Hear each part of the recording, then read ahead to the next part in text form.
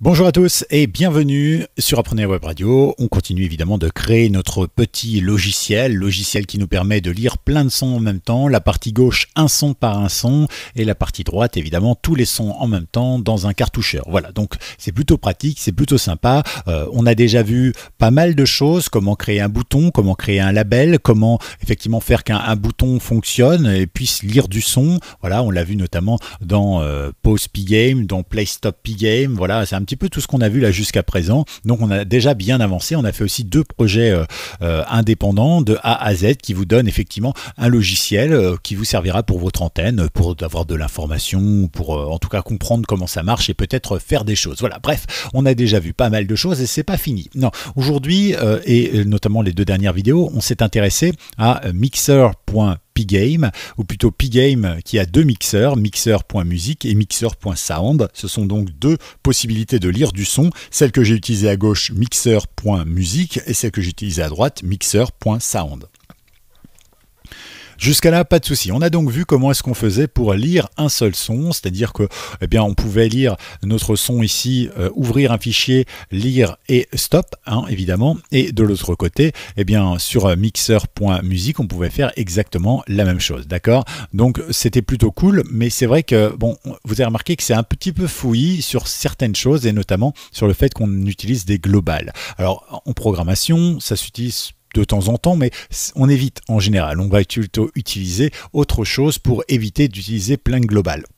Maintenant, ce qu'on va faire, eh bien, c'est aussi comprendre comment est-ce que, avec ceci, eh bien, on va pouvoir créer au mieux notre programme, d'accord? Et puis, ce qui est important dans cette vidéo, c'est comment est-ce qu'on fait pour avoir plusieurs lecteurs. Ok, d'accord? Bon, eh bien, on va essayer de faire ça de manière simple et efficace. Alors, on va partir tout simplement, dans un premier temps, on va reprendre notre fichier d'origine, d'accord? Je vais le dupliquer pour en avoir une copie, mais ça, vous n'êtes pas obligé de le faire, bien évidemment. Est-ce qu'on peut le dupliquer ici? Non, on va le copier et on va le coller tout simplement. Voilà, comme ça je conserve ma copie et je vais travailler ici sur mon original, d'accord? Et puis ici on va faire aussi une copie, comme ça on sera tranquille, hein, on sait qu'on pourra gérer tout ce qu'il faut comme il le faut. Voilà, donc ici on va se retrouver avec ça, je vais créer un nouveau dossier du coup, ici je vais mettre copie. Comme ça, si j'ai besoin d'y revenir, il n'y aura pas de souci. Vous pourrez retrouver facilement la chose. Voilà. Bon, ce sera peut-être plus clair comme ça. Très bien. Donc nous ici, on va travailler là, d'accord, avec nos deux fichiers qui sont tout simplement la musique normale et le sound. Donc on va réouvrir ici. Moi, je veux pas ça. Je veux ça, musique d'abord et puis sound après. D'accord? Ok. Bon, bah, tout le monde est paramétré de la même manière, c'est cool. Donc, dans un premier temps, on va aller sur temps.musique et on va aller tout en haut. D'accord. Donc, là, maintenant, nous allons créer plusieurs lecteurs. Et vous allez voir que pour créer plusieurs lecteurs, avec cette méthode, c'est un petit peu compliqué. D'ailleurs, on ne va pas aller jusqu'au bout pour Mixer.musique parce qu'on va se rendre compte très rapidement que ça va poser des problèmes. D'accord? Donc, on va faire ça là, maintenant, pour vous montrer rapidement comment ça marche. Donc, on va faire comme ça pour gagner un peu de place. Là, c'est pas trop mal. Voilà. Donc, comment on fait pour faire un deuxième lecteur, admettons comme ça? Eh bien, on va reprendre ça et puis on va faire deux, tout simplement. D'accord? Donc, on va pas s'embêter. Ici, on va faire deux. Ici, on va faire deux. Ici, on va faire deux. Ici, on va faire deux. Ici, on va faire deux. Très bien. Et pareil, on les place. C'est important. Hop, ici. Ici, on va faire 2, 2, 2, 2 et 2. D'accord? Donc jusqu'à présent, pas de souci. Ah oui, je me retrouve avec le même parce que comme je suis en grid, en fait, eh bien, je les ai placés exactement les mêmes sur le nôtre. Donc forcément, on va dire, ils sont superposés. Je vais faire ça, comme ça, on va bien voir clairement les choses. Très bien. Donc, alors ici, bah, je vais simplement regarder. J'étais ligne 1, donc je vais aller ligne 2, ligne 2, ligne 2, ligne 2. Et ici, j'étais 1, donc je vais aller ligne 3. D'accord. Et donc là, maintenant, je me retrouve bien avec mon petit lecteur et mes deux choses. Parfait. Nickel. Donc ici, on va se retrouver avec les informations qui nous intéressent, c'est-à-dire la possibilité d'ouvrir un fichier, ici. Très bien. je vais avoir la possibilité de le lire, Une date. de le mettre en pause, d'arrêter la pause Numéro 1. et tout simplement de faire stop. Pas de souci. Ici, je vais pouvoir faire la même chose, c'est-à-dire que je vais pouvoir ouvrir un fichier. Ici, je vais pouvoir mettre en lecture, pouvoir mettre en pause et je vais pouvoir mettre en stop. D'accord?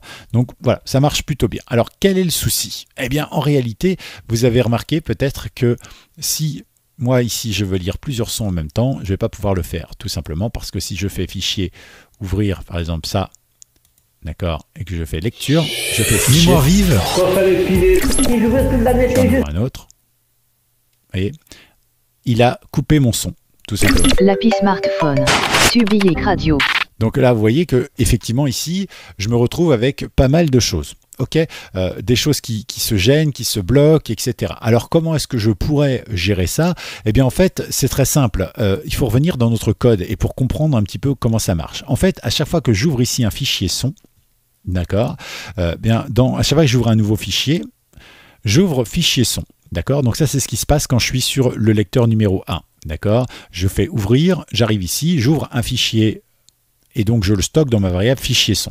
D'accord? Mais le problème, c'est que quand je fais ici, eh bien je fais ouvrir de la même manière, donc j'arrive sur la même commande et je récupère un nom de fichier que je stocke également dans fichier son. Ce qui veut dire qu'en fait, il écrase ce qu'il y avait déjà dans fichier son naturellement pour effectivement lire le second.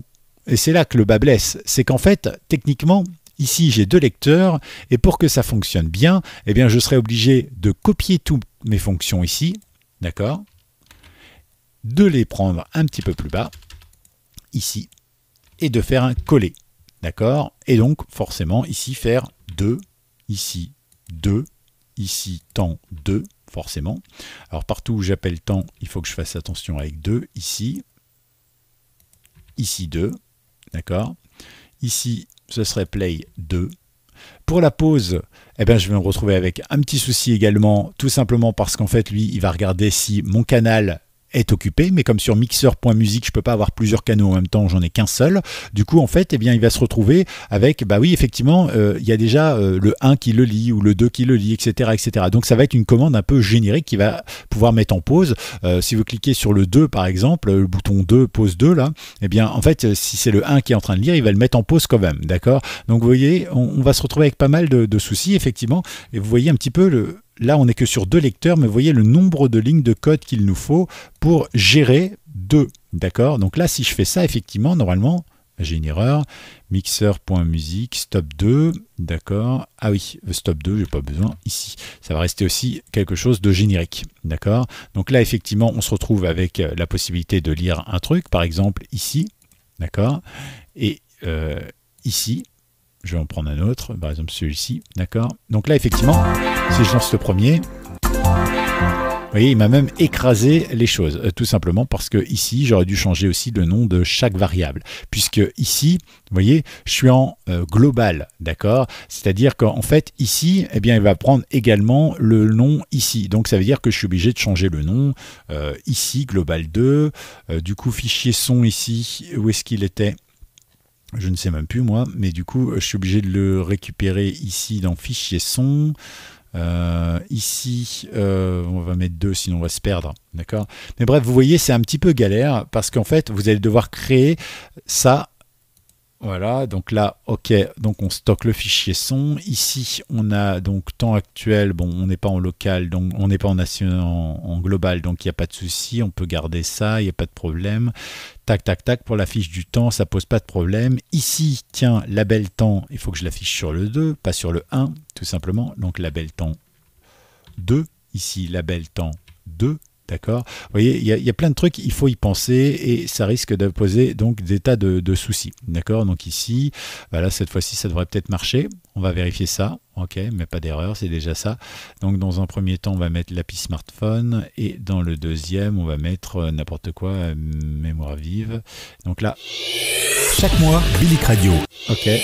Chaque mois, Bilic Radio et le Donc vous voyez, il ne m'a même pas gardé l'information. C'est-à-dire qu'en fait, techniquement, hein, ce qu'il faudrait faire, c'est que pour chaque lecteur, je réécrive complètement le code, d'accord, en changeant chacune des variables.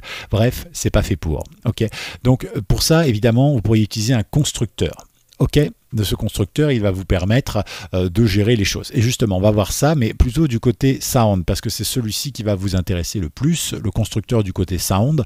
Pourquoi? Eh bien, tout simplement parce que ce constructeur, en fait, quand vous regardez notre projet, vous voyez, vous avez quand même ici tout un paquet de lecteurs sur la droite, et c'est ceux-ci qui vont s'enchevêtrer et tout ça. Donc, chacun doit avoir son côté un peu indépendant, d'accord? Alors, les constructeurs, on en a déjà parlé. Je vous invite à regarder notre vidéo, la BAO constructeur, sur évidemment les classes et constructeurs, et là je vous invite à la regarder vraiment si vous voulez comprendre ce qu'on va faire là tout de suite, d'accord? Ça prend un petit peu de temps, c'est vrai, c'est assez complexe, mais il y a un exercice à la fin, faites-le aussi, ça vous donnera une première expérience, d'accord? Si j'ai fait ces petits cours avant de vous proposer justement d'arriver sur la partie graphique et de travailler avec Techinter, Pygame, etc., c'est pas pour rien, d'accord? C'est parce qu'il y avait une logique dans tout ça. Donc là on va créer notre constructeur. Donc pour créer un constructeur, vous connaissez le principe. Alors déjà dans un premier temps, je vais réduire tout ça, d'accord? Donc là, on est bien dans la partie sound, ok? Et on va faire ça. Donc on va créer une classe ici, d'accord? Et je vais l'appeler, par exemple, ma classe. Ma classe que je vais tout simplement mettre 2 points ici pour la déclarer, donc pour la lancer. Une fois que c'est fait, eh bien, je vais pouvoir initialiser mon constructeur. Donc vous connaissez maintenant le principe. Def init égale, donc comme ça, et ici mes 2 points, et ici on va mettre tout plein d'informations. Donc ici on n'oublie pas bien sûr de rajouter le self, hein, c'est important, et ici on va mettre toutes nos informations que l'on veut. Bon, moi ici pour l'instant je ne veux en mettre aucune, on verra bien au fur et à mesure. Par contre, tout ce qu'il y a ici, mais toutes mes fonctions, pour qu'elles soient propres à mon constructeur, je vais les glisser à l'intérieur en indentant, vous avez vu, pour qu'elles soient bien alignées. Ici, dans chacune des choses, je vais créer le petit morceau self, le petit mot-clé, d'accord, qui va me permettre en fait d'intégrer naturellement pour dire que cette fonction, elle se réfère à ce constructeur et à cette classe, d'accord? Et donc là, ça devrait plutôt bien fonctionner. Alors, je vois qu'ici, j'ai une erreur, c'est tout à fait normal, c'est parce qu'ici, j'ai rien marqué, d'accord? Donc ici, par exemple, si je mets none ou pass, peu importe, eh bien, ça devrait fonctionner, d'accord? On va mettre pass dans un premier temps. Ok. Ah, ça marche pas chez les constructeurs, zut, c'est pas grave. Bon, alors, c'est pas grave, on va rentrer nos différentes variables, d'accord? On s'intéressera de l'erreur après. Alors, la première chose qu'on va faire, c'est ici, on voit qu'on a 2 variables, d'accord? On va éviter donc de faire du global, ici, et donc pour cela, on va récupérer toutes nos variables qui sont globales, et on va pouvoir les injecter directement dans notre constructeur, ce qui veut dire qu'elles seront propres à chaque constructeur, et c'est là que ça devient intéressant. Donc, on va prendre nos 2 variables ici, d'accord? Je vais les mettre ici. Du coup, vous remarquez, j'ai plus de message d'erreur. Alors, ce qu'on va faire maintenant, ici, je vais l'indenter aussi pour le mettre bien, et ici, moi, je vais mettre un self, d'accord? Ça va me permettre, en fait, de faire référence directement à cet endroit-là, à mon constructeur. Ça veut dire que quand je vais appeler ici, en fait, eh bien, je vais aller chercher non plus fichier son, je vais chercher self temps son, d'accord? Ce qui fait que ici, le temps son, tout à l'heure, eh bien, il va nous permettre de le récupérer, d'accord? Ici, on a aussi un self.condition, d'accord? Qu'on va mettre par défaut sur false, et ici, on va récupérer fichier son.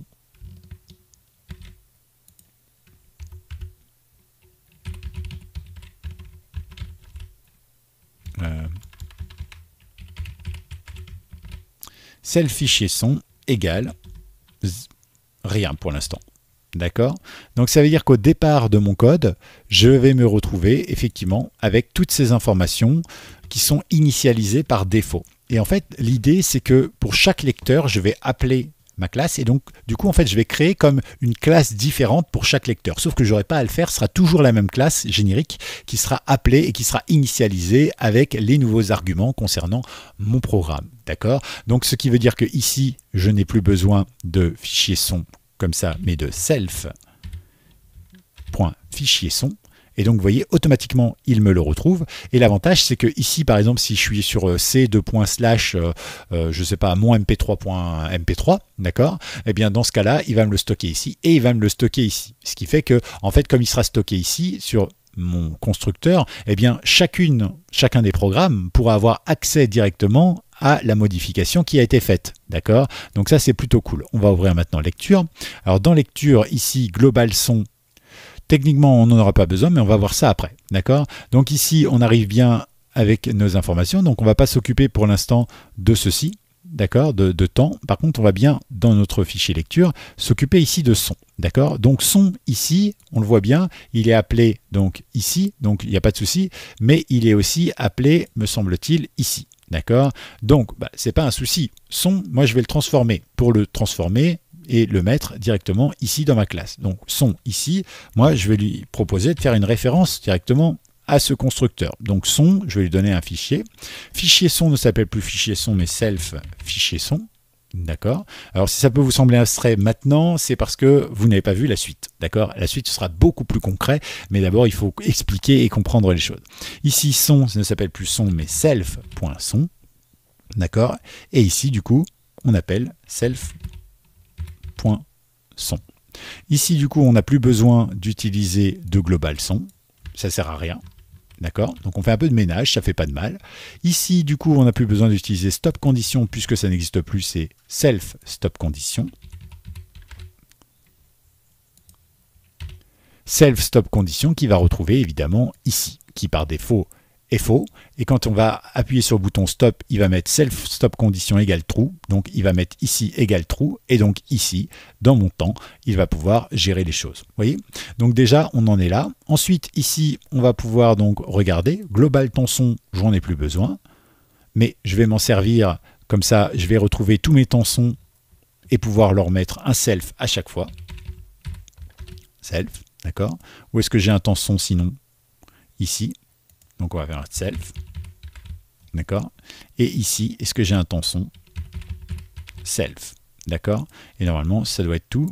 Temps son ici ne fait plus référence à rien d'autre qui ne serait pas self. Je peux donc supprimer ici ma globale. Je vois qu'ici j'ai stop condition. Donc ici, on fait self.stop condition. Ici, on fait idem self stop condition, parfait. Normalement, j'ai tous mes stop conditions. De toute façon, sinon, il nous mettra un message d'erreur. Ce sera l'occasion de voir un petit peu comment ça marche tout à l'heure. Ici, je vois que j'ai un problème avec son. Son n'est plus son, effectivement. Son, c'est devenu... où est-ce qu'il est passé? Ici. Self.son, d'accord? Donc, on va l'ajouter également. Self.son, voilà. Et une fois que c'est fait, eh bien, normalement, on devrait plutôt être bien paré. D'accord? Donc là, techniquement, je regarde rapidement. Je pense que je n'ai pas fait d'erreur. Et donc, il nous reste maintenant à gérer cette partie-là. Et pour gérer cette partie-là, eh bien, nous allons avoir besoin, dans notre programme, d'instancier notre classe. D'accord? Et pour ça, on va donner un nom, par exemple, sur player, par exemple, 01. D'accord, parce qu'on va sûrement en créer plusieurs. Et ici, on va tout simplement lui dire qu'on veut chercher le player 01 dans ma classe. Donc, on va le créer dans ma classe. D'accord? Et ici, on peut lui passer des arguments. D'accord? Si on en a besoin. D'accord? Donc, par exemple, ici, moi, je pourrais lui mettre un nom de lecteur, par exemple.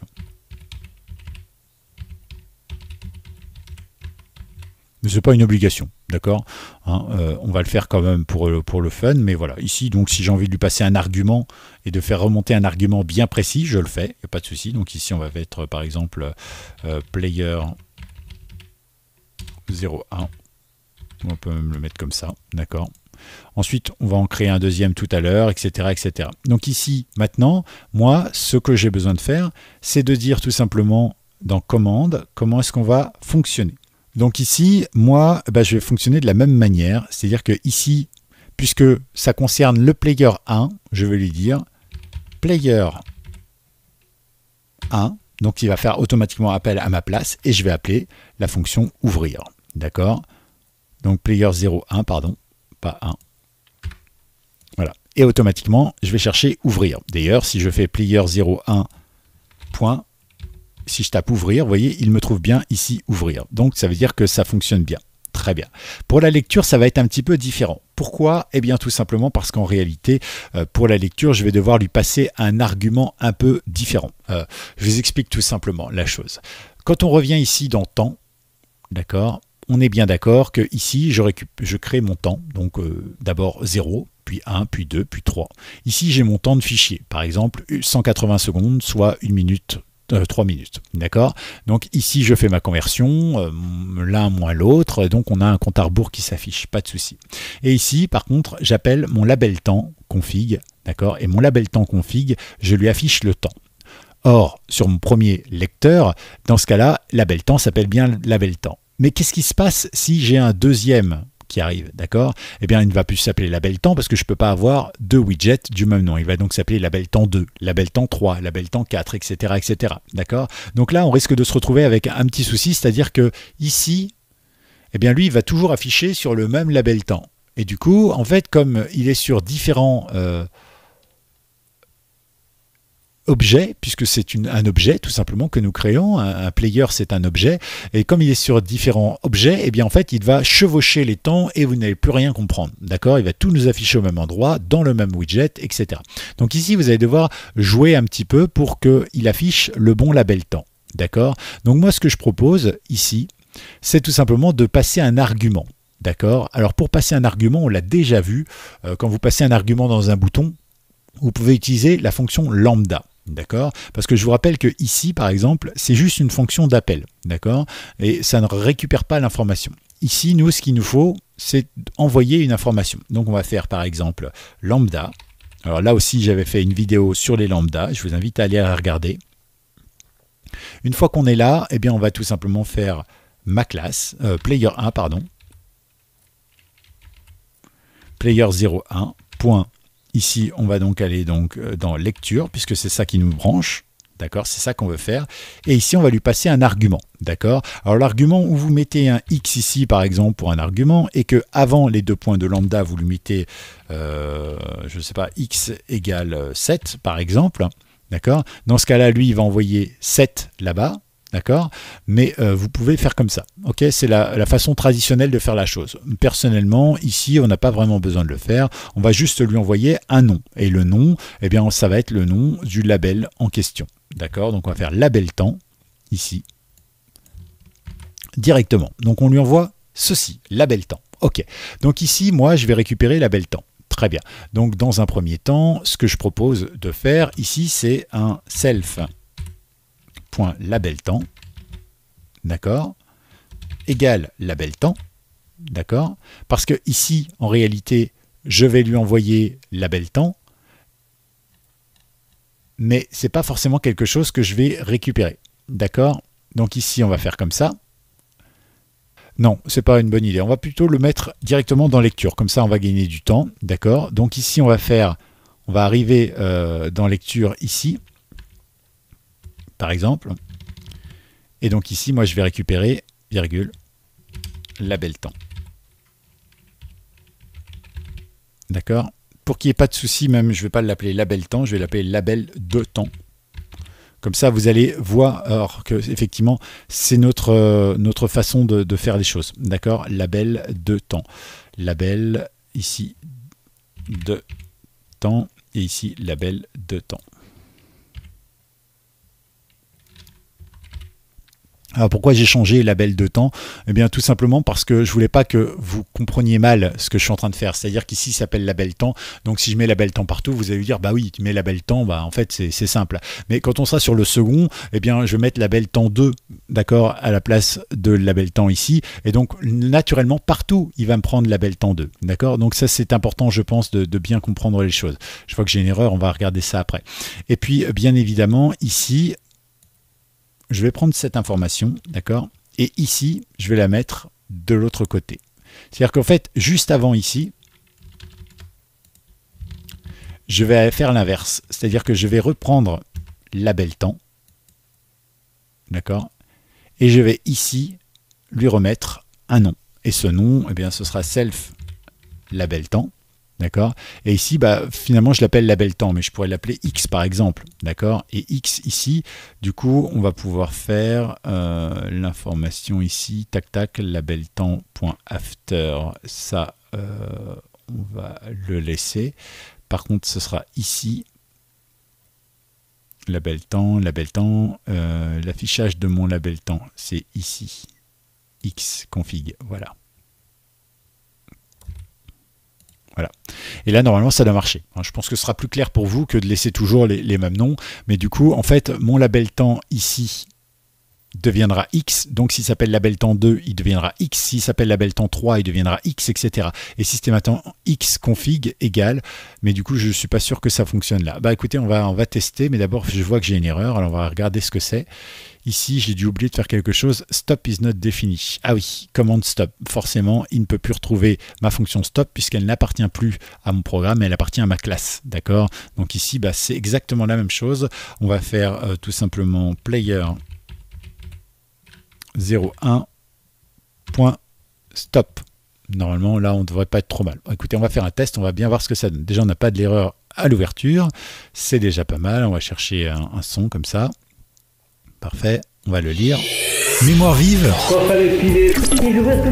Le temps s'arrête. Tout fonctionne bien. Mémoire vive. D'accord, donc vous voyez, il m'affiche bien le son, il n'y a pas de souci. Ça marche bien. Alors maintenant, si on crée un deuxième player, et c'est là que ça devient intéressant, c'est qu'en fait, on n'a rien d'autre à rajouter comme ligne de code, sauf évidemment de refaire nos widgets. Donc là, par exemple, ici, je vais faire 0,2 pour qu'on voit bien la différence. Donc ici, tac, ici, on va donc refaire 0,2, 0,2, 0,2, 0,2. D'accord, ici, je vais faire 0,2, 0,2, 0,2. Ici, donc, on sera sur player 02, player 02, il ne me trouve pas, c'est normal, 02 ici et 2 ici, d'accord, ici, on n'est pas trop mal, parfait, donc ici, on va simplement créer ça, voilà, et créer ça, voilà, là, et on va mettre 02, voilà. Ici, on peut mettre 0,2, mais ce n'est pas une obligation vu qu'on s'en sert absolument pas. C'est une info qu'on passe comme ça. Et ici, donc, je vais récupérer l'information. Ici, on va mettre 0,2. Et là, pareil, 0,2, 0,2, 0,2, 0,2. Ici, donc, colonne, on était parti sur 2. 2, en ligne, pardon, 2. Et ici, 3. Et normalement, ici, vous voyez, sans plus de modifications par rapport à ce qu'on a vu tout à l'heure, j'ai deux lecteurs. Alors, on va vérifier justement qu'ils fonctionnent bien tous les deux. Donc ici, on va faire ça, par exemple. D'accord. Et ici, on va en ouvrir un autre. D'accord. Ici. Et on va regarder. Chaque vendredi soir, la météo du bout de la mémoire vive. C'est avec... Voilà. Et là, maintenant, ça veut dire que pour, en quelques secondes, je vais créer autant de lecteurs que je veux. Ici, je vais faire un lecteur 3, par exemple. 3, très bien. Ici, je vais mettre 3. D'accord. Ici, je vais reprendre tout ça.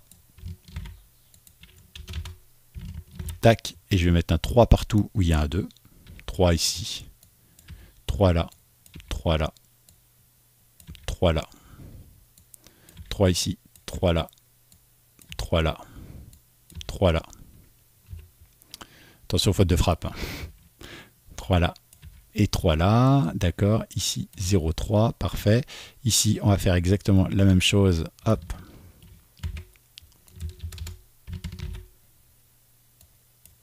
« 0,3, 0,3, 0,3, 0,3 et 0,3. Et ici, donc, du coup, on est sur 4, 4, 4, et 5, et vous voyez, hop, normalement j'ai créé un troisième lecteur qui me permettra donc de diffuser 3 sons. On va faire en grand. Voilà, et donc ici on va ouvrir un fichier, n'importe lequel, l'API smartphone embed. Ici, on va tout simplement faire ici la météo du bout de la semaine. Voilà, et ici on va s'intéresser à un autre, musique de Noël, tiens, pour voir un petit peu. Donc on y va. Chaque vendredi soir, la météo du bout de la semaine, c'est avec Kiassio sur Bilic Radio. Et là, pas de souci, sauf que j'ai remarqué que j'avais fait une petite faute ici. Player numéro 3 stop, c'est ici. Voilà, le 3 pour que le temps s'affiche complètement.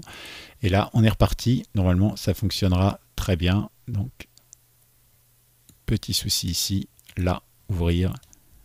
Ici, on va prendre ça. Paf. Ici, un autre. Tac. Et je ne sais pas ce que j'ai fait. Ah si, il est là. Et ici, évidemment, on va pouvoir récupérer, je ne sais pas moi, numéro 1. Voilà. Et ici, on va pouvoir lancer. L'éphéméride, maintenant. Une date, un souvenir, c'est le numéro 1 du jour sur Bellic Radio. Voilà, donc vous avez vos 3 sons qui fonctionnent parfaitement, les uns au-dessus des autres, et vous n'avez plus rien à faire, entre guillemets, grâce à ce constructeur qui vous gagne du temps. Vous voyez là, on a quand même fait beaucoup plus de lignes de code, et finalement, on n'est toujours pas arrivé au bout. Là, on est à 127 par exemple, et j'avais même pas encore réglé tous mes problèmes, on n'avait fait que 2 lecteurs, et là je suis à 122, et j'ai déjà fait 3 lecteurs, d'accord, et je pourrais faire beaucoup plus, et j'ai aussi beaucoup d'espace. Voilà donc ce que je voulais vous dire, c'est très important de bien créer votre programme en y réfléchissant, et en utilisant toutes ces techniques. Et je vous garantis que pour ce genre de programme, c'est bien de créer un constructeur et effectivement d'avoir quelque chose qui va vous permettre de gérer très facilement les choses en place, puisque vous aurez tout rendu générique ici. Je vous rappelle évidemment que quand vous créez un constructeur, il vous fait ce qu'on appelle un objet, c'est la programmation orientée objet, d'accord? C'est le principe même de Python et ça fonctionne extrêmement bien. Ça veut dire que chaque chose est un objet, chaque bouton est un objet, chaque label est un objet, chaque son devient un objet aussi, là grâce à votre constructeur. Et du coup, en fait, vous pouvez vraiment utiliser tous les paramètres par défaut, d'accord? Et à partir de là, vous pouvez tout simplement régler et tout faire, en fait, tout automatiser pour faire les choses le plus simplement possible. C'est noté? Bon, et bien voilà, avec ça, vous aurez vraiment structuré votre projet. Et on va parler d'encore plein de choses dans les prochaines vidéos. Pensez à vous abonner, pensez à liker et à tout bientôt.